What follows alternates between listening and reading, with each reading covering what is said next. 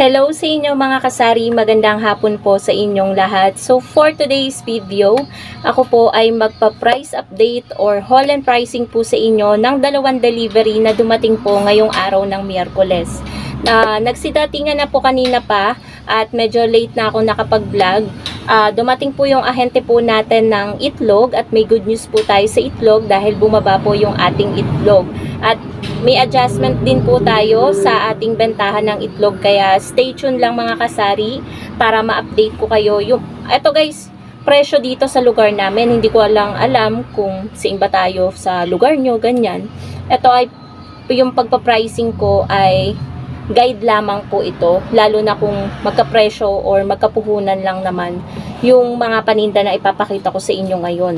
So, dumating din po mga kasari yung ating ahente ng soft drinks at medyo kumuha po tayo ng konti. Kung ano lang po yung ubos dito at kung ano lang yung kaya nating bayaran, kung ano lang yung afford natin na bayaran, kung ano lang yung benta natin, yun lang yung ipang papamili po natin ng wala dito sa mga soft drinks or mineral water. Kaya po mga kasari, mag-start na po tayo. Unahin ko po muna, bali na display ko na din po kasi yung mga dapat nga kasi hindi ko siya iba-vlog, pero gusto ko kasi kayong i-update guys sa pricing ng mga itlog, ng soft drinks, ng mineral water, ganyan. So marami kasing nagtataka, ang mura daw dito sa aming lugar. Kaya ayun, gusto ko lang i-share sa inyo guys. Kaya nag-iiba kasi yung pricing ng mga ganyan. Nagpapasa-pasa na kasi yan. Nagdo-doble-doble yung patong. Kada, kunwari, kinuha nila sa distributor, ganyan. Tapos, papatungan nila ulit. Tapos, may bibili naman sa kanila, papatungan ulit. Kaya, nag-iiba-iba yung presyo ng item. So, ayun pa mga kasari, mag-start na po tayo. Okay guys, ito yung egg natin. Ayan. Yan yung egg natin ngayon. Si kuya na ahente ko guys ng itlog ay 2 times po siyang pumupunta every week. Araw ng Wednesday at araw ng Saturday. Kaya po kapag kumukuha po ako, kababaan na yung isang tray. Kapag matumal lang itlog at kung malakas naman, 3 na yung pinaka maanong order ko, 3 tray. Kapag katamtama naman, nakakadalawang tray lang ako. Tulad ngayon guys, 2 tray yung aking kinuha. Ito yung nasa ilalim. Kasi ito, yung Mi XL na ito ay kinuha ko sa kanya nung Saturday. Kasi ngayon Wednesday. So kapag bawas na itong bandang unahan, kumukuha ko sa likuran, pino-forward ko dito. And kung ano yung huli kong kinuha, yung luma, yun yung ibabaw syempre para una nating mapaubos. And update ko sa inyo mga kasari, ito yung good news ko sa inyo dahil bumaba po yung puhunan ng itlog, yung presyo ng itlog sa aking ahente. Ito po ay XL po mga kasari, ayan XL. So ang kuha ko po sa isang tray ng XL ay 225 na lang po. Hindi ko po alam kung mura ba to kasi ito guys, kinukuha niya sa itlogan talaga.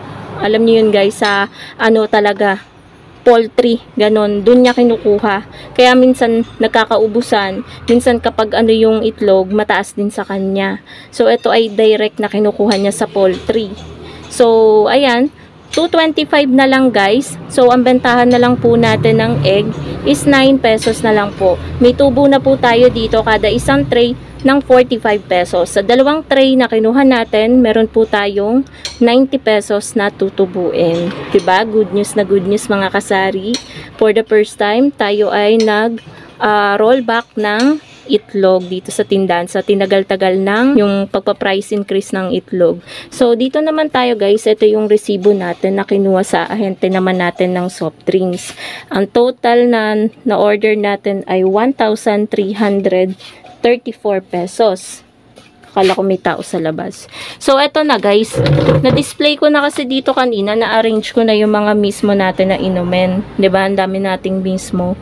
Kaya, ang kinuha ko lang guys is 3 dosena lang. Isang dosena ng Coke mismo. Isang dosena ng Royal mismo. At isang dosena ng Sprite mismo.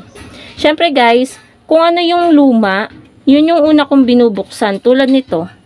Ito yung kinuha ko last Wednesday sa kanila.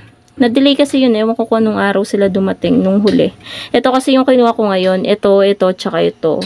So, ang puhunan guys sa kanila ng mismo is 190. Kahit ano na po yun. Mapa Royal, mapa Coke. 190. Same lang. Kaya 570 yung tatlong dosena. Tapos, kumuha din ako guys ng 1/2 or 6 na peraso ng Coke 1.5. At ito po yun. Yan. In-arrange ko yan dyan kanina guys. Ayan. Dyan nakatambak yung iba nating mga mineral water. Ito na lang kasi kaya nag-order din tayo ng mineral water. Ito na lang yung natira. Lalo na ngayon magsa-summer. Mabenta ang mga mineral. Mainit kasi guys ang panahon. Ngayon guys napakainit ng panahon ngayong araw na to. Ayan. So, ang puhunan ng 1.5. Ayan guys yung aking kinuha. Ayan, yung 6 na Coke.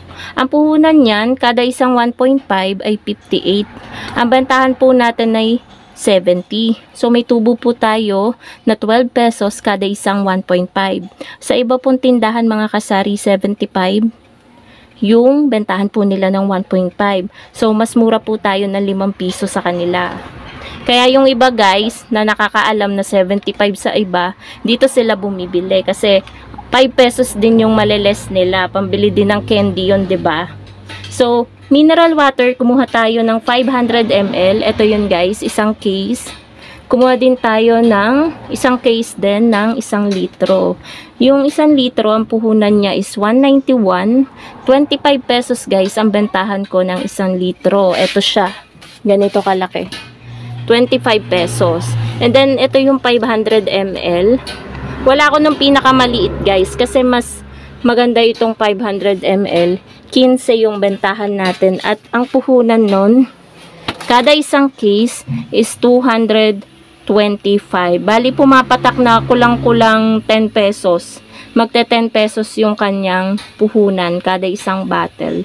Kaya total of 1,334 yung ating pinagbayaran guys. Mas maliit kesa nung last nakuha ko kasi umabot yun ng 2,400 yata or 2,500 yung last kuha ko.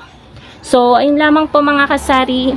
Ayan, sana nagustuhan nyo yung pagpa-price update ko sa inyo. At meron namang good news dito sa aking vlog dahil bumaba po yung ating egg.